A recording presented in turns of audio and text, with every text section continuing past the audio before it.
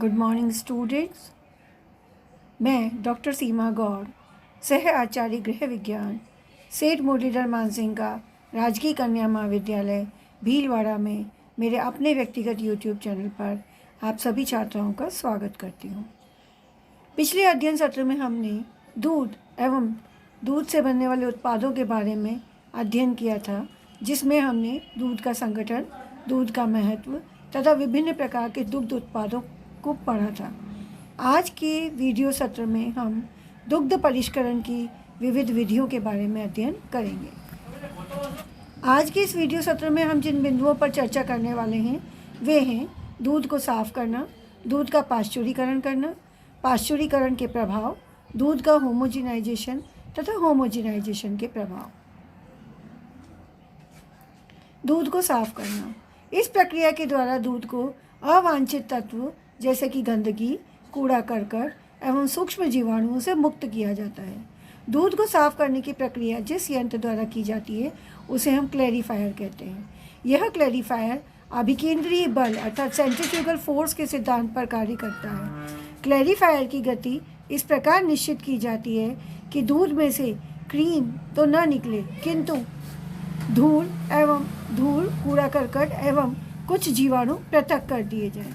Clarifying की प्रक्रिया के पश्चात हमें साफ व स्वच्छ दूध मिलता है। घर पर यह प्रक्रिया हम दूध को छलनी से छानकर कर सकते हैं। पाश्चुरीकरण, पाश्चुरीकरण की प्रक्रिया में दूध को उच्च ताप तक गर्म करके दूसरे ही क्षण कम ताप पर ठंडा करके पैक कर दिया जाता है। उच्च ताप पर गर्म करने से दूध के बीमारी फैलाने वाले पैथोजेनिक बैक्टीरिया, फंगस एवं मोल्ड्स इत्यादि नष्ट हो जाते हैं तथा दूध पीने के लिए सुरक्षित हो जाता है। पाश्चुरीकरण की प्रक्रिया 3 विधियों द्वारा की जा सकती है। पहली, होल्डिंग विधि, जिसे हम बैच विधि भी कहते हैं।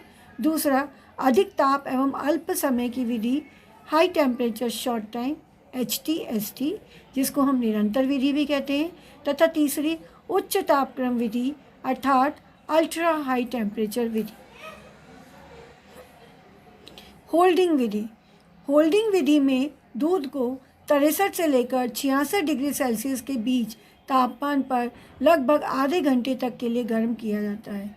इसके पश्चात शीघ्रता से इसे 11 डिग्री सेल्सियस तक ठंडा करके पैक कर लिया जाता है तथा रेफ्रिजरेटर एवं चिलिंग टेम्परेचर 4 डिग्री सेल्सियस के आसपास संग्रहित किया जाता है। अधिक ताप एवं अल्प समय विधि अर्थात HTST method, high temperature short time, इसे हम निरंतर विधि या कंटिन्यूस विधि भी कहते हैं।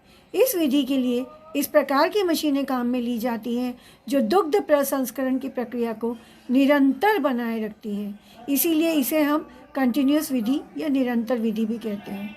अतः इसे फ्लैश पाश्चराइजेशन की विधि भी कहते हैं। दूध को अधिक तापक्रम पर 72 डिग्री सेल्सियस पर सिर्फ 15 सेकंड के लिए गर्म करते हैं और तुरंत ही 11 डिग्री सेल्सियस तापक्रम तक ठंडा करके पैक करके चिलिंग टेम्परेचर 4 डिग्री सेल्सियस पर संग्रहित किया जाता है। उच्च तापक्रम विधि अर्थात अल्ट्रा हाई टेम्परेचर, इस विधि द्वारा दूध का पूर्ण रूपेण पाश्चुरीकरण कर लिया जाता है। दूध को अत्यधिक उच्च ताप अर्थात 93.4 डिग्री सेल्सियस पर 3 सेकंड या 149.5 डिग्री सेल्सियस पर 1 सेकंड तक रखा जाता है एवं तत्पश्चात शीघ्रता के साथ 7 डिग्री सेल्सियस तापक्रम पर ठंडा कर लिया जाता है। पाश्चुरीकरण की इस विधि का प्रयोग डेयरी उद्योग में दूध एवं क्रीम के परिष्करण हेतु किया जाता है। इस विधि से उत्पाद पूर्णतया जीवाणु रहित हो जाते हैं। इस विधि द्वारा परिष्कृत दूध अन्य विधियों द्वारा परिष्कृत दूध के मुकाबले अधिक समय तक संग्रहित किया जा सकता है तथा इस प्रकार से पाश्चुरीकृत दूध में यानी कि अल्ट्रा हाई टेम्परेचर पर पाश्चुरीकृत दूध में पके हुए दूध की कुक्ड मिल्क की फ्लेवर या सुगंध आती है। पाश्चुरीकरण के प्रभाव, पाश्चुरीकरण की प्रक्रिया के द्वारा दूध में उपस्थित लगभग 99% जीवाणु ईस्ट एवं मोल्ड्स नष्ट हो जाते हैं।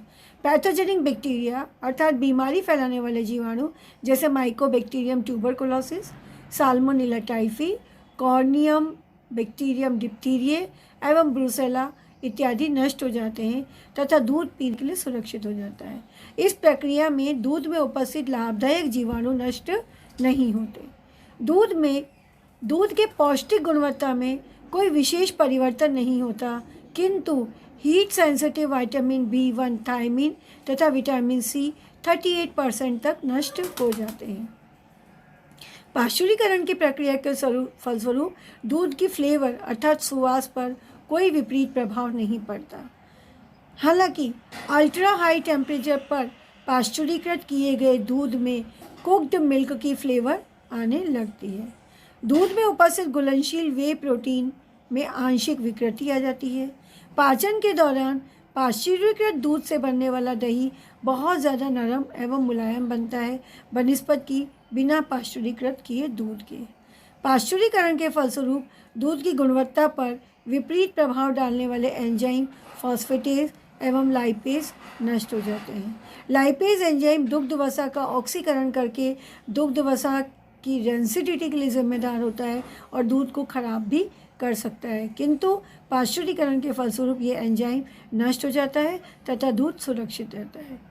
पाश्चुरीकृत दूध को 1 सप्ताह तक लो टेम्परेचर पर कम तापमान पर सुरक्षित रूप से संग्रहित कर सकते हैं, किंतु कमरे के सामान्य तापक्रम पर यह 1 दिन में ही खराब हो जाता है।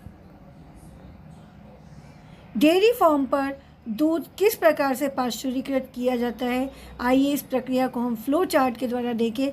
ये देखिए, ये फ्लो चार्ट बना हुआ है दूध के प्रसंस्करण का, जिसमें सबसे पहले स्टेप पर हम मिश्रित दूध जो कि गाँव में ग्वालों के द्वारा कलेक्ट किया जाता है, गाय और भैंस से मिक्स होता है, वो कलेक्ट किया जाता है। कलेक्ट करने के बाद ये दूध मिल्क कलेक्टिंग वैन्स के द्वारा डेयरी पर भेजा जाता है। ये मिश्रित दूध 5 से 6 डिग्री सेल्सियस पर पहले 8 घंटे तक ठंडा किया जाता है। उसके पश्चात इस दूध की गुणवत्ता का परीक्षण किया जाता है कि दूध की डेंसिटी कितनी है, दूध में कार्बोहाइड्रेट्स कितने हैं, वसा का घनत्व कितना है इत्यादि। दूध की गुणवत्ता के परीक्षण के पश्चात दूध को प्लेट चिलर्स में पंप करके 0 डिग्री सेल्सियस पर ठंडा किया जाता है। इसके पश्चात कच्चे दूध को संग्रहित करने वाले टैंक तक पहुंचाया जाता है।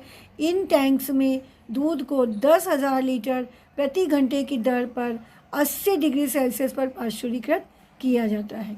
इसके पश्चात ये पाश्चुरीकृत दूध साइलों में से गुजरता है एवं साइलों से गुजरने के पश्चात पहले चरण में दूध का 500 PSI दाब पर होमोजिनाइजेशन किया जाता है तथा दूसरे चरण में 2000 PSI दाब पर होमोजिनाइज किया जाता है तथा यह होमोजिनाइज दूध पैक करके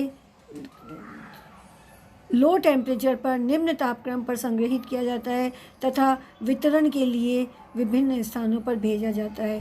दूध के प्रसंस्करण की यह प्रक्रिया गुजरात के माधवन डेयरी फार्म की प्रक्रिया है, जो कि बी श्रीलक्ष्मी की पुस्तक से ली गई है।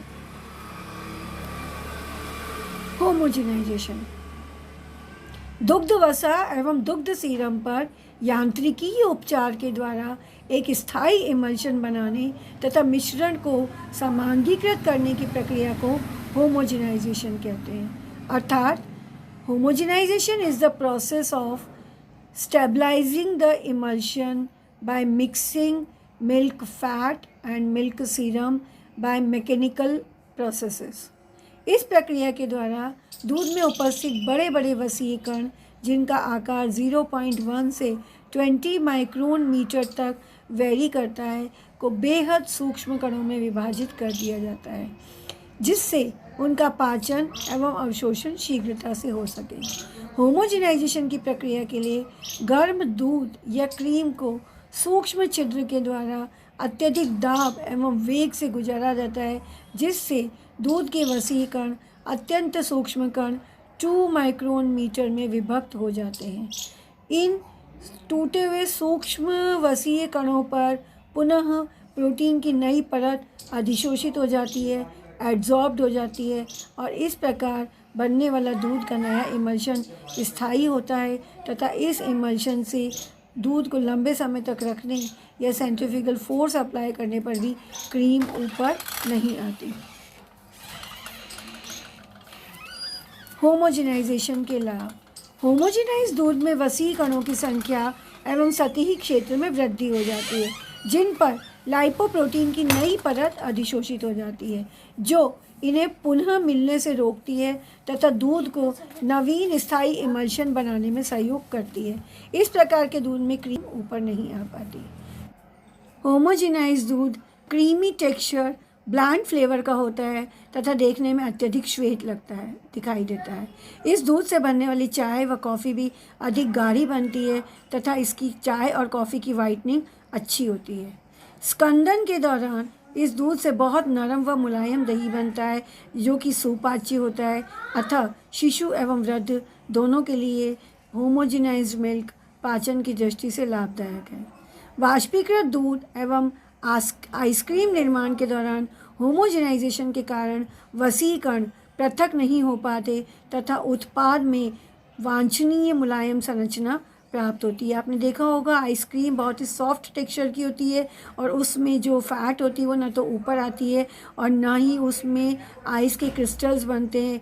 ऐसा होमोजेनाइज्ड मिल्क के उपयोग के कारण होता है। होमोजेनाइजेशन की सीमाएं। यह प्रक्रिया काम में आने वाली लागत के कारण इससे दुग्ध उत्पादन की कीमत बढ़ जाती है। होमोजीनीकृत दूध से वसा को अलग कर पाना मुश्किल हो जाता है, अतः क्रीम रिमूव नहीं की जा सकती। होमोजेनाइजेशन की प्रक्रिया के द्वारा लाइपेज एंजाइम की प्रक्रिया तीव्र हो जाती है, क्योंकि वसा सूक्ष्म कणों में टूट जाती है। तो अब लाइपेज एंजाइम बहुत आराम से इन वसीय कणों पर अपना काम कर सकता है, अपना एक्शन कर सकता है, जिससे वसा में दुर्वासिता तथा दूध के खराब होने की संभावनाएं बढ़ जाती हैं। अतः होमोजेनाइजेशन की प्रक्रिया से पूर्व सदैव पाश्चुरीकरण की प्रक्रिया की जाती है, जिससे लाइपेज एंजाइम को निष्क्रिय कर दिया जाए तथा होमोजेनाइज दूध के खराब होने की संभावनाएं कम हो जाएं। आज के वीडियो सत्र में मैंने आपको पाश्चुरीकरण एवं होमोजेनाइजेशन की प्रक्रिया तथा उनके लाभ व सीमाओं के बारे में बताया। अगले अध्ययन सत्रों में हम दूध पर ताप के प्रभाव के बारे में अध्ययन करेंगे। धन्यवाद।